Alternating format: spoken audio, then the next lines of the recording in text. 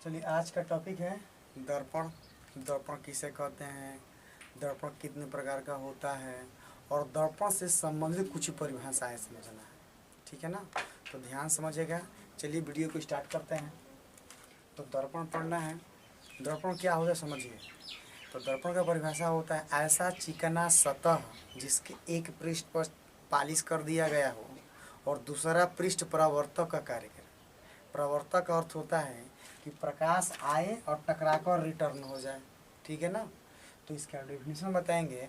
ऐसा चिकना सतह जिसके एक पृष्ठ पर चांदी या पारे का पालिश किया गया हो। जो पालिश होता है चांदी या पारे का होता है या आयरन साइनाइड का होता है, तो उसके एक पृष्ठ पर पालिश कर दिया जाए। वैसे मान लीजिए यही है, इसकी इधर पालिश मैं कर दिया पीछे इसकी तरफ, और ये जो है परावर्तक कार्य करे, प्रकाश आए और टकराकर रिटर्न हो जाए, तो इसे दर्पण कहेंगे।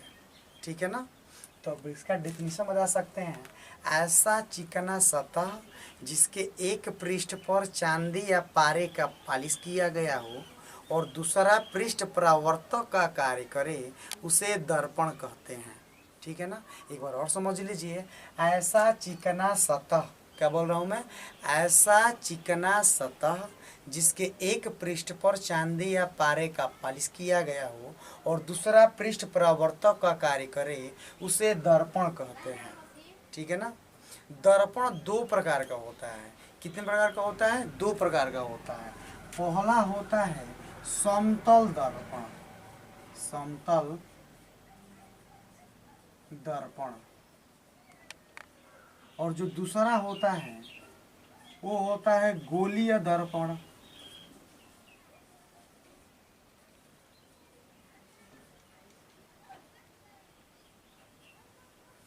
और दोनों बहुत इजी है। समतल दर्पण किसे कहते हैं? ऐसा दर्पण जिसका तल समतल हो, बिल्कुल फ्लैट हो, समतल हो, उसे समतल दर्पण कहते हैं। ऐसा दर्पण जिसका तल समतल हो उसे समतल दर्पण कहते हैं। और गोल दर्पण किसे कहते हैं? तो ऐसा दर्पण जिसका तल गोलीय हो उसे गोलीय दर्पण कहते हैं। यह समतल दर्पण में आप ऐसे बना सकते हैं, और ये गोलीय दर्पण है तो ऐसे बनता है। इसका तल कैसा होता है? या तो ऐसे बनेगा और नहीं तो ऐसे होता है। ठीक है ना, तो इसका डेफिनेशन दे सकते हैं आप समतल दर्पण का। ऐसा दर्पण जिसका तल समतल हो उसे समतल दर्पण कहते हैं। और इसके बताएंगे गोलीय दर्पण का। ऐसा दर्पण जिसका तल गोलीय हो उसे गोलीय दर्पण कहते हैं। ठीक है ना, चलिए अब पढ़ना है समतल गोलीय दर्पण के प्रकार। ये तो बस एक ही होता है, लेकिन गोलीय दर्पण दो तरह का होता है। ठीक है ना, गोलीय दर्पण दो प्रकार का होता है। एक होता है अवतल दर्पण, अवतल दर्पण, और जो दूसरा होता है वो होता है उत्तल दर्पण। ठीक है, गोलीय दर्पण दो प्रकार का होता है। एक होता है अवतल दर्पण और दूसरा होता है उत्तल दर्पण।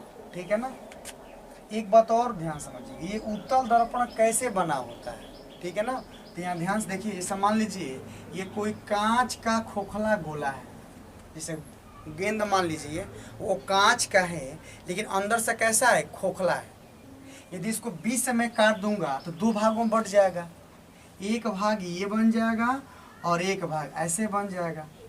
ठीक है ना, तो इसको ना कहते हैं गोलीय दर्पण। देखो इसका तल गोलीय हुआ कि नहीं हुआ। तो अगर मैं पूछूं कि ये क्या है, किसका बना है, तो आप ऐसे ही नहीं बताएंगे कि सर जी कांच के खोखला गोला है और उसका कटा हुआ भाग है। तो बता सकते हैं कांच के खोखले गोले के कटा हुआ भाग है। क्या है ये वाला पार्ट? अच्छा ये वाला भाग, ये क्या है? तो कांच के खोखला गोला उसका कटा हुआ ये भाग है। तो ध्यान देना, जो ये गोलीय दर्पण होता है ना, ये गोलीय दर्पण ये कांच के खोखले गोले के कटा हुआ भाग होता है। किसके? कांच के खोखले गोले के कटा हुआ भाग ये भी होता है और ये भी होता है। ठीक है ना, इसमें से एक होता है अवतल दर्पण और एक क्या होता है? उत्तल दर्पण होता है, जो आगे हम अभी पढ़ने वाले हैं। लेकिन इसका परिभाषा वही रहेगा। ऐसा दर्पण जिसका तल कैसा हो? गोलीय हो, उसे गोलीय दर्पण कहते हैं। यदि मैं पूछूं कि गोलीय दर्पण किसका बना होता है तो कहेंगे आप लोग कि कांच के खोखले गोला के कटा हुआ भाग होता है। ये आप इसको नॉलेज में रखिएगा, ठीक है ना। चलिए अब हम लोग यहाँ चलते हैं। गोलीय दर्पण दो प्रकार के होते हैं, एक होता है अवतल दर्पण, एक होता है उत्तल दर्पण। तो हमको पढ़ना है अभी अवतल दर्पण, ठीक है ना। जैसे मान लीजिए कि ये मेरा ये एक गोलीय दर्पण हो गया, ठीक है ना। और इसके जो उभरा हुआ भाग है इस पर कलई कर दीजिए, ऐसे कलई कर दिए। अब कलई जो होता है आप चांदी या पारस भी कर सकते हैं, या आयरन साइनाइड, क्या होता है वो, ये लिख दे रहा हूं मैं, आयरन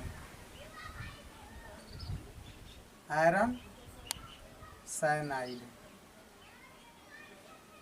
ठीक है ना। तो ये जो कलई क्लियर करते हैं, एक बार और इसको मैं आपसे बना दे रहा हूँ।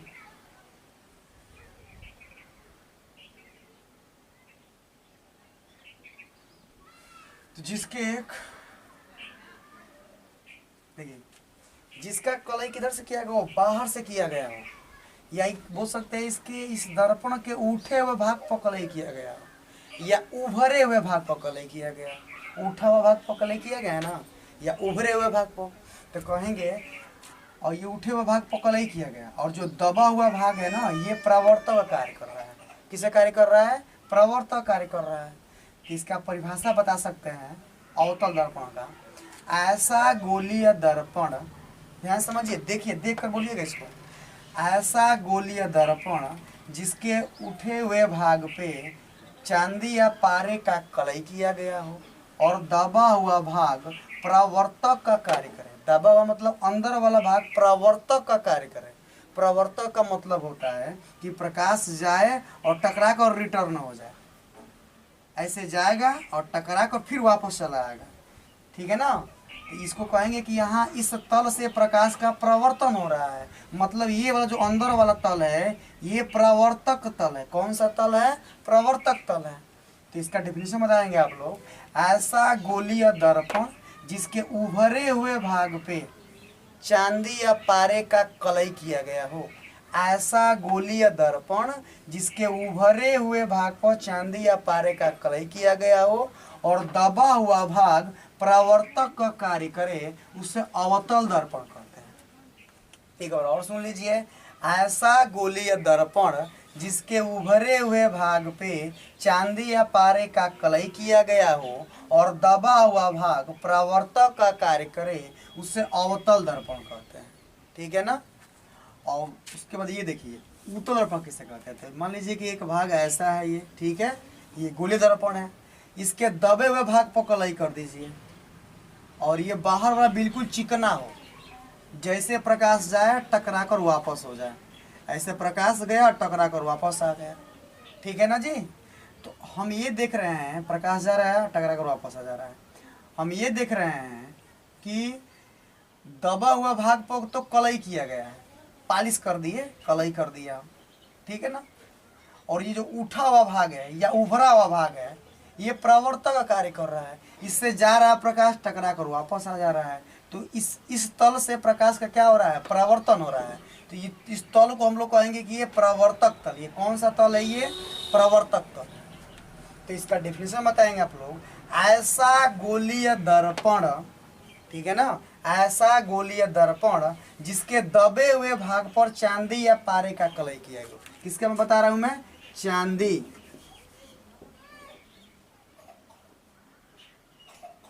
चांदी या पारे। ऐसा गोलीय दर्पण जिसके दबे हुए भाग पर चांदी या पारे का कलई किया गया हो और उभरा हुआ भाग प्रवर्तक का कार्य करे, उसे उत्तल दर्पण कहते हैं। एक बार और समझ लीजिए, ऐसा गोलीय दर्पण जिसके दबे हुए भाग पर चांदी या पारे का कलई किया गया हो और उठा हुआ भाग प्रवर्तक का कार्य करे या उभरा हुआ भाग प्रवर्तक का कार्य करे, उससे उत्तल दर्पण कहते हैं, ठीक है ना जी। तो आप लोगों को बिल्कुल समझ में आ गया होगा और इस चित्र को देख कर समझिएगा, ठीक है ना। एक बार और समझ लीजिए थोड़ा सा, ये थोड़ा ध्यान दीजिएगा ना। ये वाला अगर मैं ऐसे बनाऊं, ठीक है, और इसका कलई मैं बाहर से कर दूं, तो बताओ ये कौन सा दर्पण है, अवतल दर्पण है। एक में ऐसे बना दूँ गोले दर्पण, इसको अंदर से कलई कर दिया जाए, ये कौन सा दर्पण है? तो उत्तल दर्पण है। तो ध्यान दीजिएगा, जिसका कलई बाहर से होगा वो अवतल दर्पण है, जिसका कलई अंदर से होगा वो कैसा है? उत्तल दर्पण है। ठीक है ना?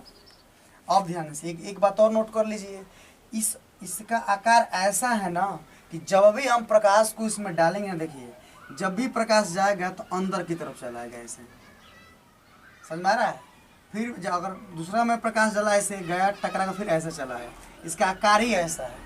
यदि मैं इधर से प्रकाश डाल रहा हूँ ना तो ऐसे हो जाएगा, यहाँ से प्रकाश जाएगा तो ऐसे हो जाएगा। लेकिन इसमें क्या होता है, जैसे ये प्रकाश गया टकरा कर ऐसे निकल जाएगा। ठीक है ना? इधर से डालेंगे प्रकाश ऐसे निकल जाएगा बाहर की ओर, इसमें यहाँ से डालेंगे प्रकाश ऐसे चला जाएगा, यहाँ से डालेंगे प्रकाश ऐसे चला जाएगा। तो ध्यान समझिएगा। ठीक है? समझ में आ ही गया होगा आप लोगों को। ठीक है ना? तो आज के लिए इतना ही, अगले वीडियो में मिलेंगे और बताएंगे दर्पण के से संबंधित कुछ परिभाषाएं। ठीक है ना?